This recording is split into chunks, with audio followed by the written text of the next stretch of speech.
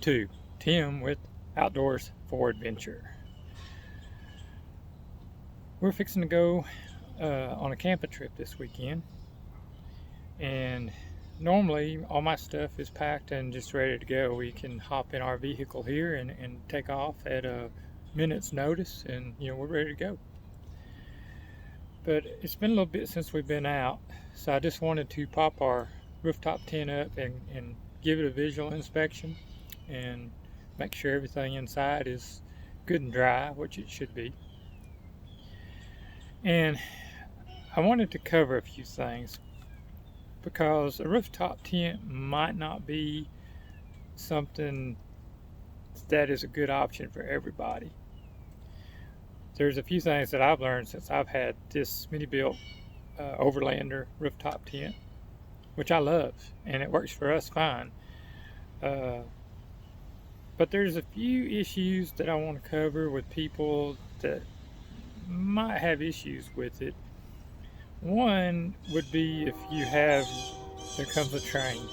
If you have arthritic hands and you have problems undoing buckles and stuff like that, because there are straps on this tent, and if you're having issues with your hand, you could have issues getting them undone.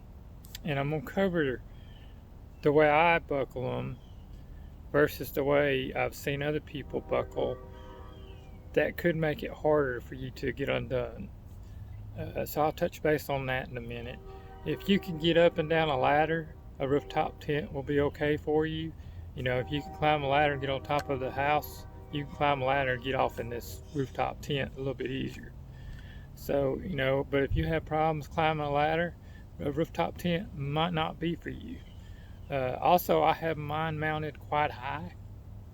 I could have mounted it a lot lower, which would have made it easier to get in and out, but I wanted to have access to get in the bed of my truck. I needed access. I have storage boxes that I store my gear in, and I needed room for the lids to open all the way up. Another reason, I have been deep in the forest where there's critters that you have to watch out for, and I felt like being up higher was a little safer. It'd make it harder for animals to get to the tent. Just my thoughts anyway. But I've got it mounted probably about as high as you can go without adding an extension to the ladder. And when it's folded open, I can almost walk underneath it. I'm almost 6 foot. So, it's about 6 foot in there when it's open to the bottom. But anyway, I'm going to share opening this tent up, since I have to do it anyway, and get a few close-ups of the buckles and why I feel if you have arthritis and you have a few problems, you may have a few issues with this tent. Okay, first thing I'm going to do is kind of show you the height. And I'm 5'11", so you can see where the tent is. And you have two straps that go across the top.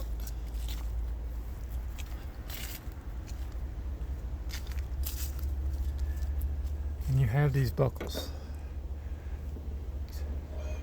Let's go a little higher here. And what I chose to do was put this alligator clip on there.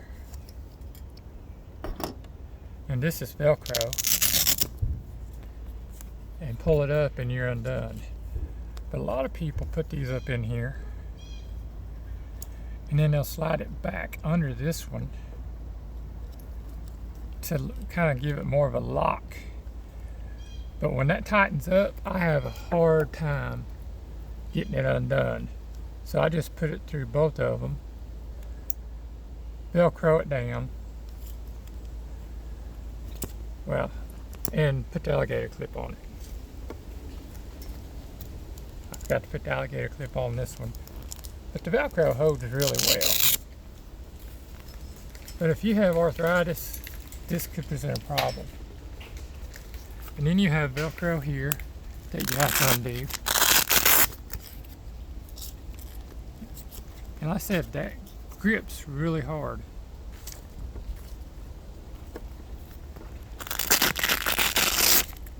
Same there, the Velcro. And then all the way around this lip is Velcro. All the way around it.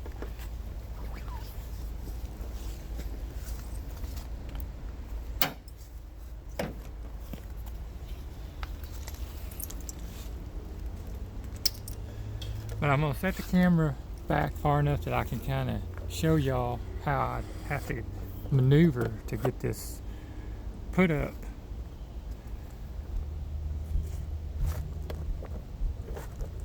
With the height that I have it. I think you'll be able to see everything right there. So after I undo these straps, I'm going to go around and undo the Velcro all the way around. And this stuff sticks really good. Now this one is a flap, so as you undo it, you can go ahead and pull the flap, the inner flap down to keep it from re-sticking.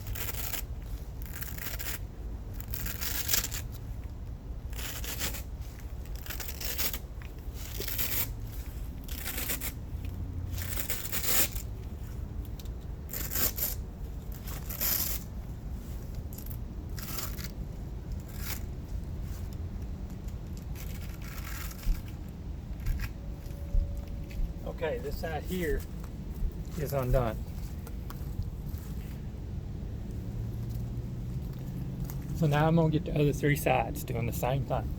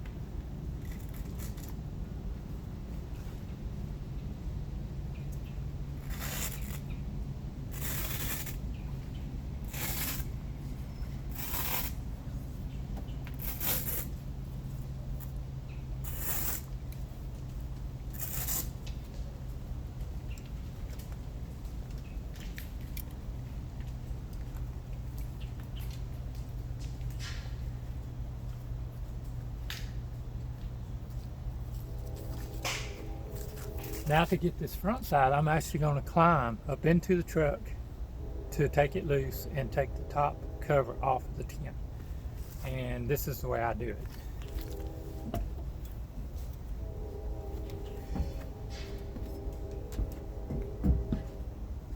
And I can sit down on my rack and pull the rest of this Velcro up.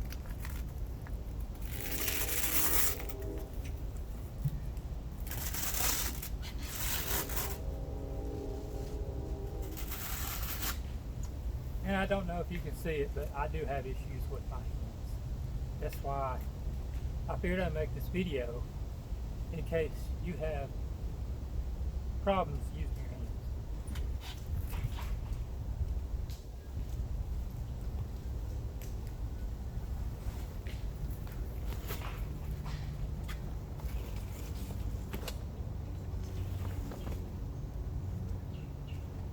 While I'm up here, I unbuckle the ladder.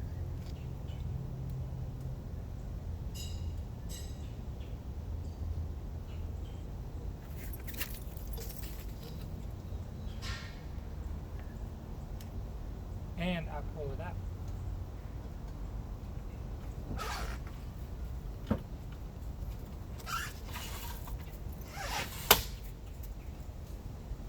That's good enough. Now I'm going to climb down.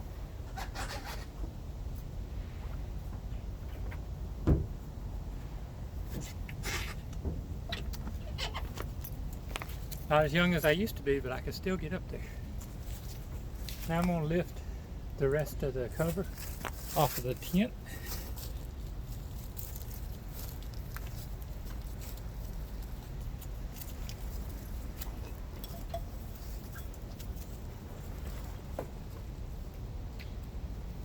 Now just gonna throw it in the back of the truck.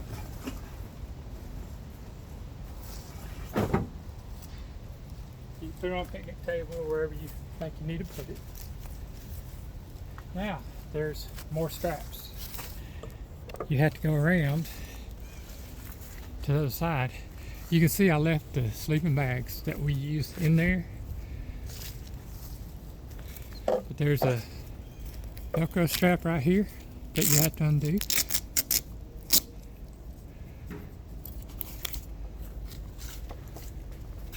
There's one here and it's a double strap.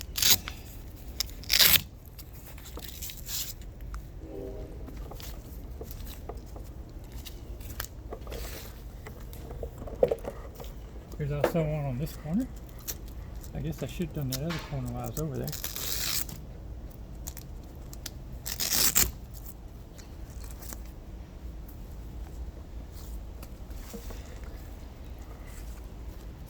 Go ahead and get that one I forgot. I could have actually undone these two strips right here when I was taking the Velcro off, and I lifted the top up. I could have went ahead and done them too and saved some time. But now that all that's undone, we're ready to raise the tent. Get back here where y'all can get a good idea how I'm doing it. You grab the ladder and you kind of give it a yank and push toward the truck. Okay, then you pull the ladder out and you pull as you're doing it. Just did miss some lines up there. And you see it's working its way down. But leaving the sleeping bags in, sometimes what happens if you have your blankets and stuff inside is it'll catch in between the crack right here. So what you have to do, let me adjust this camera a little bit, is you have to come up in here, lift this back up, and just push that up in there. Because you don't want it, there's a groove that this slides in, and you don't want that holding it up.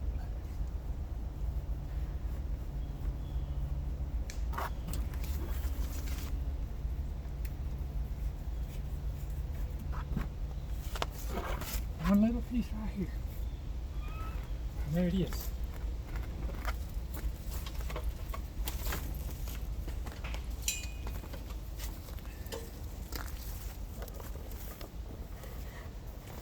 Now you have a tent. Now on this ladder, let me adjust this again.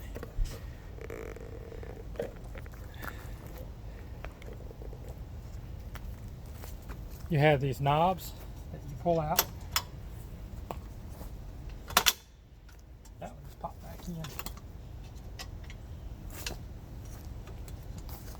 See, another thing, if you have hand issues, they can present a problem. As you see, there's holes that this will click in. And I drilled 2 more in mine so I could get a little more length on the ladder. But that's it, ladder set up. You're ready to climb up there and unzip your doors. You undo this rain flap. I can do it from the ground.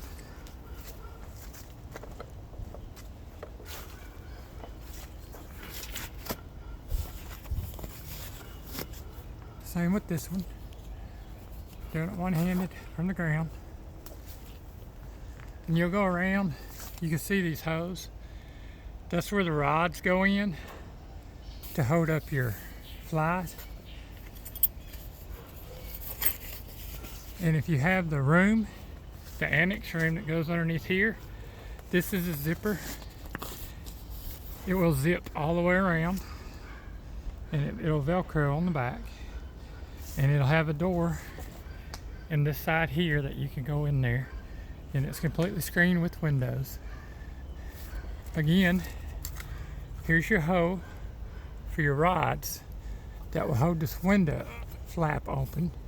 But I'm not going to put those up because I'm just going to be looking in there to see how things held up since it's been sitting so long.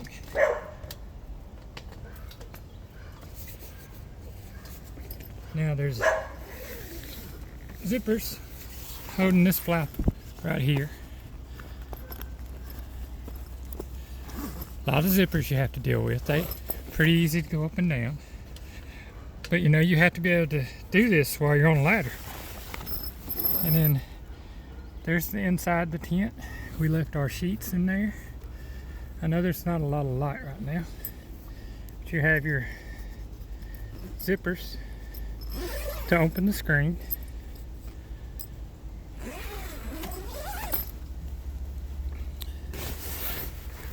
And then you're in the tent. Now I'm going to take the phone off my tripod. You should be able to see in here. I said we left our sheets in here because they were clean.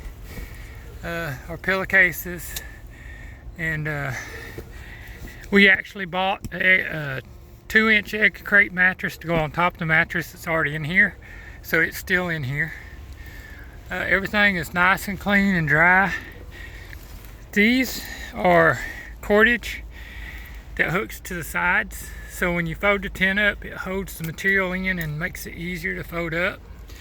But that's another thing that you have to deal with when you're using these types of tents. You have to be able to push the material in, kind of raise up on the tent as you fold it up, and make sure that the material is all tucked in, which is not a big issue. It doesn't take that long, but it's something that if you have hand issues, or physical disabilities, you have to think about. This is a light strip across the back, and it is way bright. It'll bring every mosquito that's in the woods to your tent. But this is the inside. Plenty of room for me and my wife and our dog. And this is not the big one. They make another one that's quite a bit bigger. Now I'm gonna climb down. If you have mobility issues coming out of the tent, swing around on your butt, hang your legs out, get on the ladder, and then flip back around and come down. But it can be an issue if you have physical problems. I love the tent, and we use it just fine. But if I have more problems as I get older, I may have issues getting this thing unfolded and folded back up.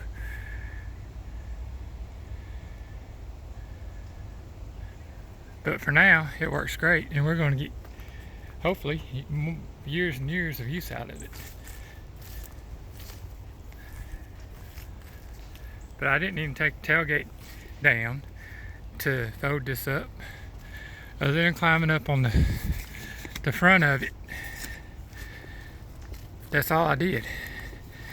And these are flaps to keep air and mosquitoes out. There's an inside one, and then there's this outside one that velcros down.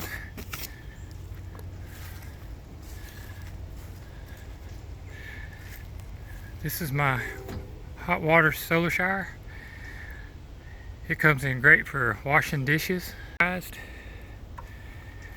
So it's full of water right now. I just pumped a little bit of air in there, about 5 psi, and I'm ready to do dishes. I have a shower hose connector that fits here.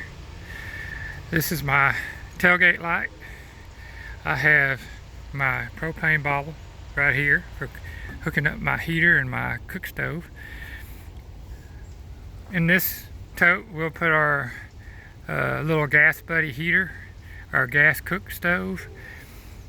I have a 12-volt battery in there that we use to run fans and lights when we're dispersed camping. That top box up there, I normally keep tools, stuff we don't need every time we go, but more emergency type stuff. I have spare water in that bucket up there. That's for if this runs out of water, I have another refill, and we can keep going with showers and washing dishes. I also carry another big container for drinking water and cooking water. I always put a chainsaw in, because the way we camp, there's been many times a tree has fallen across the road and you'd be stuck in there if you didn't have a way to cut that tree. We'll cut up pallets or stuff like that for a little firewood if we need it, if we decide we want a little fire. But we're set up to where we can pretty much just jump out in the middle of the woods and we have everything we need to survive. Of course, I keep a lot of stuff up in the front of the truck. Anything that's valuable and stuff I keep locked up front. But my main reason for making this today was I just want to let you know, if you do have physical problems, you have to take that into account before you go and buy one of these rooftop tents. Now, if you have somebody that's going with you, that if you have issues with your hands and you can't get a strap undone or something unfastened that will help you, then sure, go for it. But if you have to do it on your own, you get out in the middle of the woods and you can't get one of them straps undone, you're sleeping in the truck. If you have issues with cold, which I do, and your hand freezes up and you can't use it, you're not going to get them straps undone. Now, since I don't double strap it or lock it down like a lot of people do, and I use those alligator clips, it's a lot easier. I normally don't have to worry about it. But a lot of people don't think about things, if you're going to have trouble with stuff. And there are things that could present problems with setting this tent up if you are physically impaired. But I love the tent myself. It works great for us. With this rig, I can get in places that's just amazing. And I can go places to where I'm the only soul out there for miles and miles, and people don't even know I'm out there. So I really enjoy it. It's a great setup. We are going to get the annex room eventually. Smittybilt, if you're watching, I need the annex room for underneath this tent. I'm giving y'all a lot of advertisement. So anyway, I just want to kind of share the setup and talk a little bit about setting the tent up. On this particular tent, I do recommend you buying a extra at least 2-inch egg crate mattress, because the 2.5 inch mattress that's in there just is not quite enough. And once we put that other one in there, it made all the difference in the world. And it's still thin enough that you can just leave it in there. You don't have to pull it in and out every time. But if y'all have any questions about the Smittybilt rooftop tent, just ask in the comments below, and I'll be sure to go down there and check them out and answer your questions. Be sure to subscribe to the channel. Thanks.